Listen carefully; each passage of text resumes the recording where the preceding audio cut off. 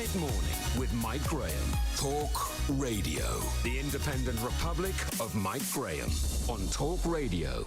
Welcome back to the Independent Republic of Mike Graham. Now, if you've ever, like me, sat in one of those interminable marketing meetings where people are deciding whether something will wash its own face or whether anyone will salute it if it's run up the flagpole, you will know that the use of jargon has literally got very, very much out of hand in our modern world. We're going to talk now to Dave Chawner, our favourite left-wing comedian, who occasionally appears on Plank of the Week, but hasn't done it for a while. Dave, a very good morning to you. Welcome. Good morning, mate. Lovely speaking to you. Very nice to have you on the show. Now, knowing you as I do, I imagine you've never actually sat in a marketing meeting, because that would include actually having to have done a proper job at some point or other in your life, which clearly you've never done. Yeah, I actually used to work in an office, believe it or not. Really? Well, I've seen you in this office once in a while, but, I haven't seen you for a long time. Well, we used to, honestly, when I got one of my first jobs, we used to have a guy that was called the Jargonaut, who used to use all of these, and he was brilliant. And eventually, his wife circled the swear on him, by which I mean she cheated on him and they broke up. But Really? I've never heard that one before. Circled the square.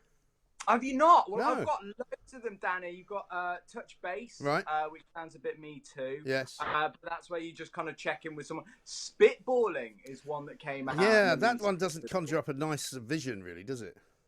Not very COVID friendly, is it? Really? No, it doesn't sound like it. No.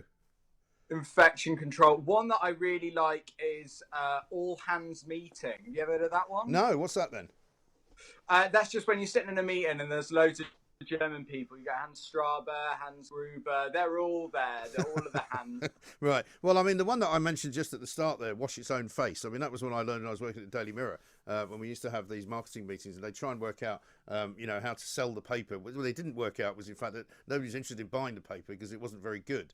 And in fact, they preferred to buy other papers, nevertheless. And then also it didn't really represent them anymore. We did a marketing exercise where they asked people if the Daily Mirror was a car, what sort of car would it be? And all these sort of highly paid executives were sort of hoping they were going to come back with Jaguar, and they came back with Ford Fiesta. Which actually, I said, that's quite good, isn't it? Because a Ford Fiesta is relatively cheap. It runs for a long time. It's very versatile, and you'll be very happy with it. I love these kind of questions, like in an interview, like if you're a Disney princess, what sort of princess would you be? I'm just applying for a job to sweep the floors. I don't think this is necessary. Right. I think those sort of things are great. And I actually compiled a quiz for you, Mike. Oh, good. Ones that are like the most used at the moment. First one, checked Eskimo. Have you ever heard that one? Nope, haven't heard that. In fact, I'm not even sure you can say Eskimo, can you? You have to be Inuit, doesn't it? Oh, God, there goes an Ofcom complaint. Yeah, another one. This comedian gets chucked off the air. Yeah, thanks a lot. Cheers, Dave. Right, we'll move on. Mouse potato. No, don't know. One. Something to do with a computer mouse, I'm assuming. Very good. It's the modern cousin of the couch potato. It's what spends all the time online. Oh, these are all these bozos who work from home, aren't they? Yes, like me. Yeah. I'm not wearing any trousers. Well, you don't actually do any work at all, do you, Dave? No, absolutely not. That is my raison d'etre, which is. I mean, have you not tried doing any of these shows in a car park like some of your fellow comedians? Oh, mate, I have to tell you, I did one. This is the worst thing in the world. I did one in a bandstand in a park, right? And there were 5 people there, and I thought, oh, right, they're here for the show. They were just leaving drinks, and the show kind of like just. Pounced on them. Right. I ran off in the end. Genuinely, it's been horrendous. The gigs that have been on. Okay, then. Come on. What else you got for us? Rolling the Tortoise. That I don't have a clue. Very slow-moving project that you want to accelerate. Well, a bit like Brexit. A bit like yes. Well, moving on to that, my final one is a yogurt city. What's that? I think this one's a very clever one. It's a place that has an active culture. I see what you did there. See what you did there. The one I really hate that I hear all the time is low-hanging fruit. People say that all the time now, and even that sort of, maybe it's just my head that's strange, but that conjures up a horrible thought process for me as well. Oh yeah, there's loads of those, like sort of bottom line. And when I was a kid, we just used to call that a builder's bum. Yeah. It's like, and I think the thing about these jargon things is, like, anyone that uses them is the same way that anyone that uses one of those adult scooters. You know that they're about 20 IQ points lower than everyone else. Yes, exactly right. And I mean, as you say, there's always one person, isn't there, who sort of comes up with all this stuff. When I was at the Mirror, there was always one guy that did. Funnily enough, I was watching a very old film that was made even before I was born, I think, called 12 Angry Men. And in that, they've got an advertising executive who at one point says, let's just throw that one out on the doorstep and see if the cat licks it up. This is what I've noticed. They always involve an animal of some sort. Right.